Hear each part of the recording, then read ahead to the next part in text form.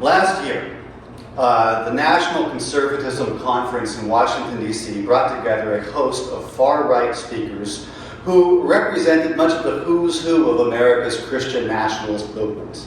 And I'm talking about people like Senator Josh Hawley of Missouri, who actually titled his speech, "The Christian Nationalism That We Need."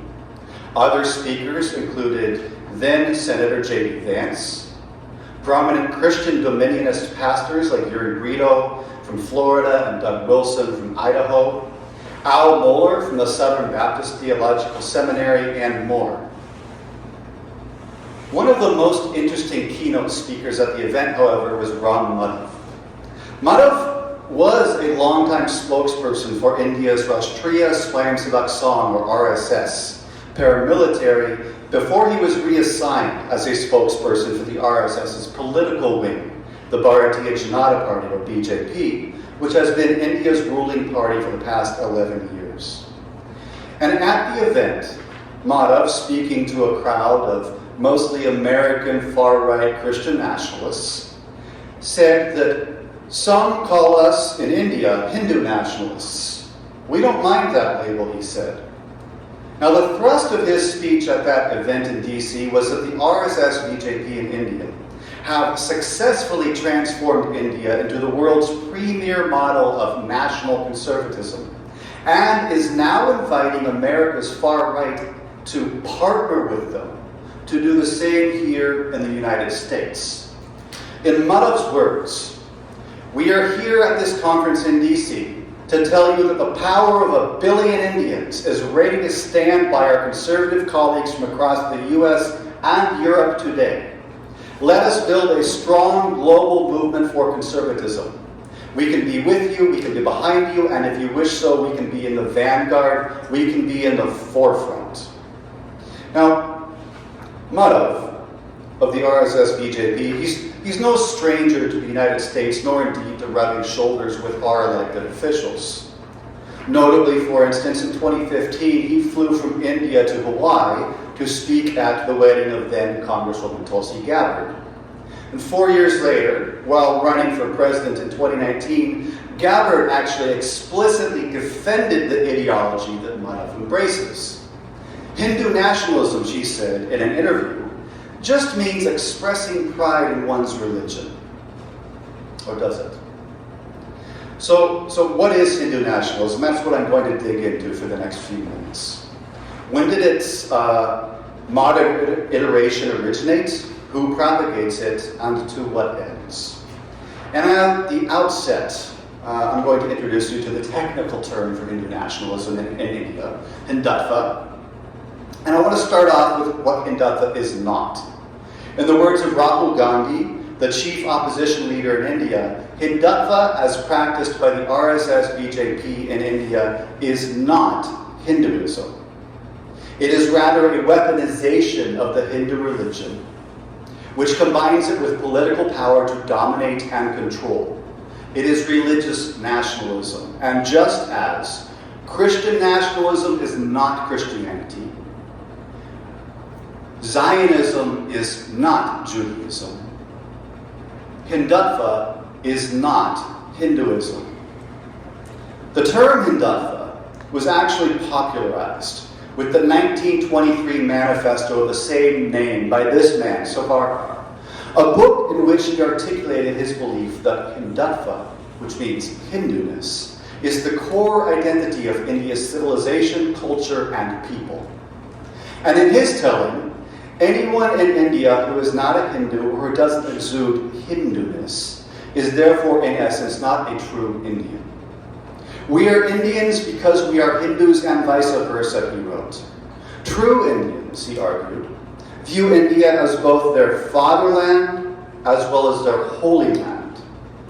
In contrast, Christians and Muslims in India were and are guilty of divided loyalty because they look to far-off and foreign lands in Palestine and Arabia as their holy lands.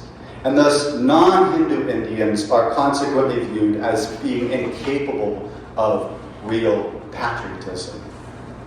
Now, Savarkar's solution, as he put forth in his manifesto, was to, quote, capture the political power by voting only for Hindu nationalists, and to Hinduize all politics and militarize Hindudom. Savarkar's call was put into action with the founding of the RSS in 1925, 100 years ago this year, as it so happens. Now, as we continue, I do want to briefly contextualize this moment in history for you. In 1920, the Nazi Party was founded in Germany. In 1921, the National Fascist Party was founded in Italy. Back in India in 1923, as mentioned, Savarkar published his manifesto, Hindutva. Back in Germany in 1925, Hitler published his manifesto, Mein Kampf, and founded the Schutzstaffel, the SS. Back in India, also in 1925, same year, the RSS was founded to be the fountainhead of Hindutva.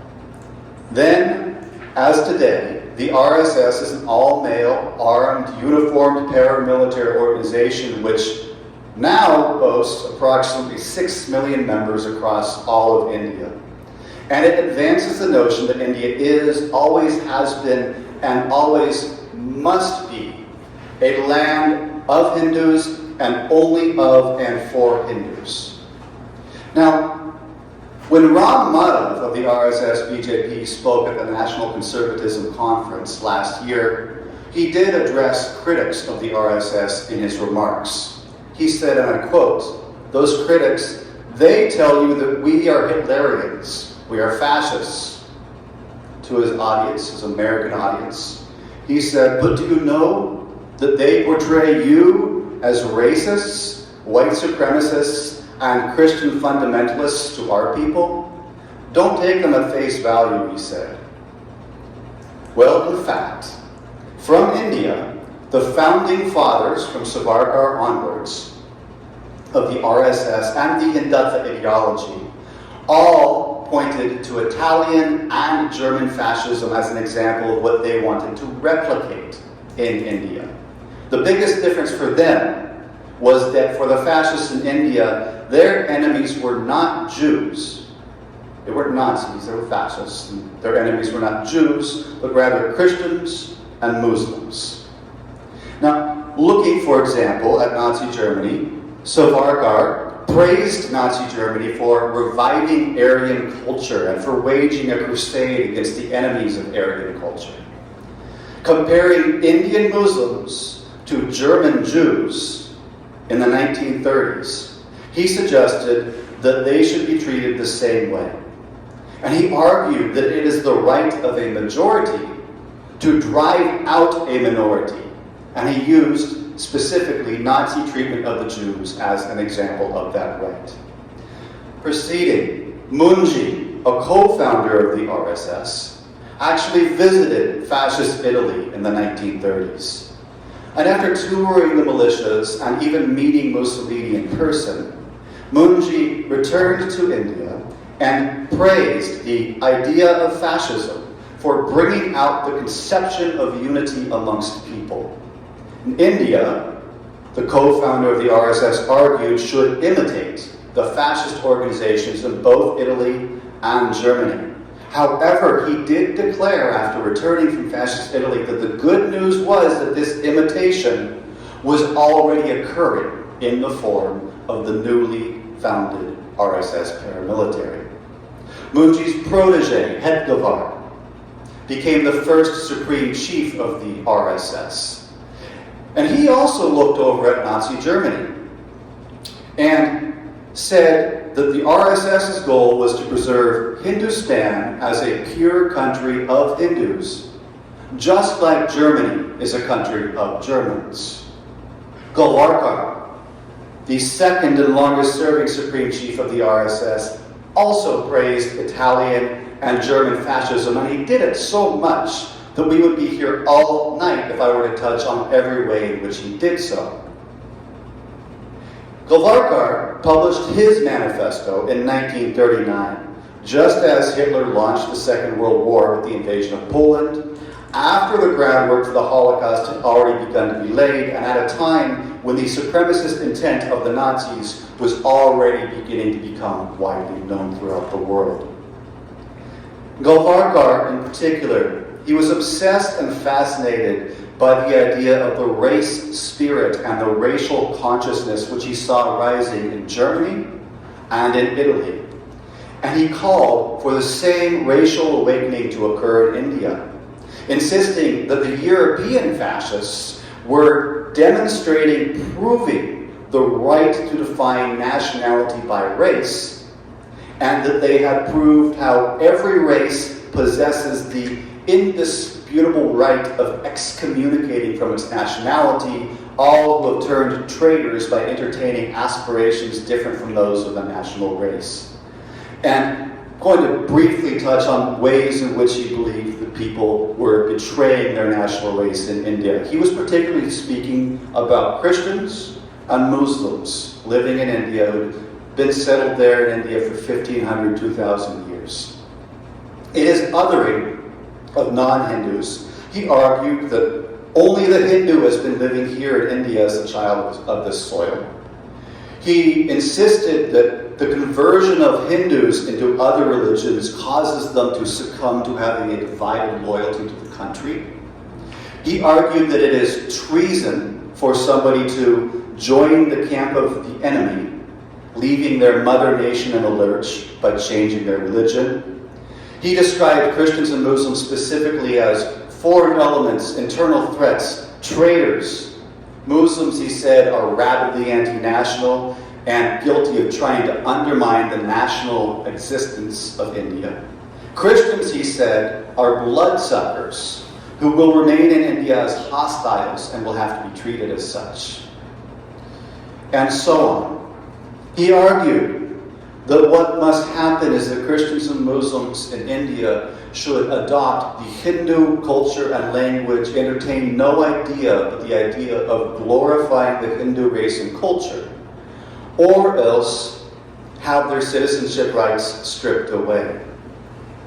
And he stumbled across, in 1939, a particular solution for those Christians and Muslims who refused to embrace the Hindu culture and religion and fuse themselves into what he called the Hindu way of life. His solution he found by looking over at Nazi Germany, where he pointed to what Nazi Germany was doing to the Jewish people and argued that the Nazi treatment of the Jews demonstrated race pride, manifested at its highest, race pride, which should be replicated and emulated and viewed as a good lesson to learn and profit by for those Hindu nationalists developing in India. Now, it's no surprise that with an ideological basis like this, that the Hindu nationalist movement, the Hindutva movement, has a long and bloody history over the past 100 years. I won't go into much of it, but just couple of quick things: assassinations, lynchings, terrorist bombings, assassinations from the very earliest days. The RSS, the Hindutva movement, was guilty of assassinating Mahatma Gandhi, and over the past 30 years alone has been responsible for multiple major massacres of hundreds, sometimes thousands of people, almost always Muslims and Christians, across northern India in particular. Why though does all of this matter, this ideological background? We're talking about not just the origin of the modern iteration of Hindu nationalism, but about what they're doing today. Well, the RSS and the BJP, I mentioned the BJP. The RSS is actually the mothership, the fountainhead of a whole host of related subsidiary Hindu nationalist organizations known as the Sangh Parivar. You can see a few of them there, but it's a massive, massive system. It's a system which, to look at just the RSS and a couple of the major subsidiary organizations, the religious wing and the youth wing, consists of, at most recent estimates, up to about 18 million foot soldiers. Many of them, most of them, especially within the RSS, uniformed and armed. The RSS, as declared recently by the current Supreme Chief of the organization, has ambitions within this year to establish a chapter in all of India's 664,000 villages. The RSS has a political wing, the BJP, which is the largest political party in the world, has ruled India for the past 11 years, has at its head Prime Minister Narendra Modi, who is a lifelong RSS member who joined the organization at elementary school age, and who has just recently been re-elected to a third term. The RSS has, throughout the past 11 years of the Modi regime, fielded almost all of the country's cabinet ministers, up to 75% of them at one point. And the RSS, again, this quote from renowned Indian journalist Arundhati Roy was made during Modi's second term in 2020, I believe. Modi is now in his third term. The RSS has, in Arundhati Roy's words, gotten to the point where it and the Hindutva ideology which it propagates are no longer simply guiding the direction of the state, the policies of the government. It has become the state. It has become one with the state. And in particular is doing, and I think Neil, my friend Neil, will probably be touching on some aspects of this in relation to Christian nationalism, but it has in particular systematically seized control over the media, police, intelligence agencies, something that may sound familiar to some of those who are tracking current events in our own country here in the US. Well, as Hindutva and the RSS dominate Indian polity, there's a lot that I could go into in detail about legislation they're passing, etc., etc. But instead of doing that, because a picture is worth 1,000 words and a video is worth more than that, I want to show you examples, just 3 examples of ways in which RSS and the Hindutva movement in general are propagating their ideology and what they're promising to do on camera, openly promising to do in the country. This, for instance, was in Delhi in 2021. This oath-taking ceremony is being led by a member of the RSS. And as you can see, the participants are taking an oath to fight, die, or kill in order to ensure that India is declared to be a Hindu nation. This is in the capital of the country of India. We will fight and die, and if required, we will kill as well.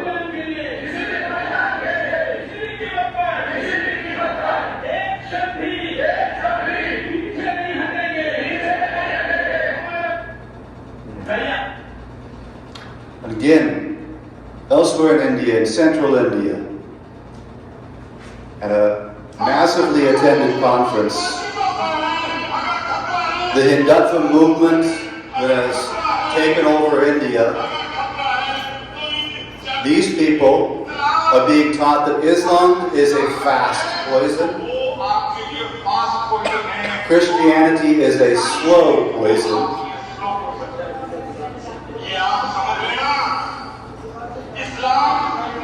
and that Islam must be eradicated, not just eradicated from India, but from the entire world. And that Christianity should be eradicated not just from India, but from the entire world. This is the outlook of the Hindu nationalist movement, which views Hindus as India of being a country for Hindus and only for Hindus, but also views Christianity and Islam as being things, religions, which must be eliminated from across the earth, not just from the country of India. And lastly, yet another oath-taking ceremony.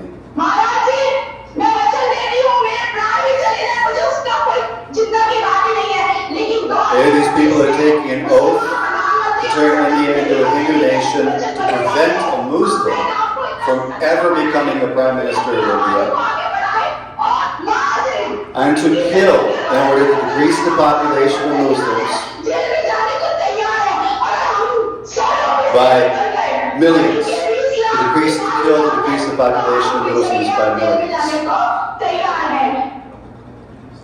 It's just a taste, very tiny taste, of where that Hindutva movement established in the 1920s has taken India into the present day, where it controls the country, and with complete impunity, people are hosting and filming themselves hosting these kinds of pledges to eliminate, exterminate religious minorities from the country.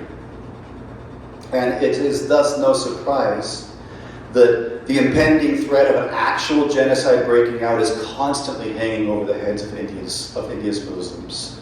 So you can see this article from Time magazine, just one of many I could show you. Genocide is now openly demanded at public rallies. The author warned.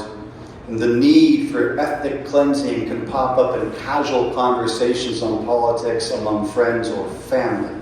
And I have personally witnessed this, spoken with scores, probably hundreds of Indians from religious minority backgrounds who can attest to this happening within their social circles.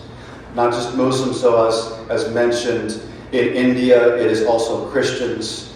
Christians, the situation is a little better for them. So you can see this article from the New York Times a couple of years ago. Routinely, the condition for Christians has become, especially in particular on Sunday services, the Christians gather for worship, and outside of the church, armed mobs of 50, 100, 250, or sometimes 500 people will assemble, burst into the church, start smashing up the sanctuary, beat up the pastor and the congregants, haul them outside into the streets. And if these armed mobs, these Hindutva mobs, are not already accompanied by the cops, then they will haul the Christians down to the police station, and the police will slap charges against the victims instead of the perpetrators. How bad is the situation for Christians in particular, especially speaking here at Drew?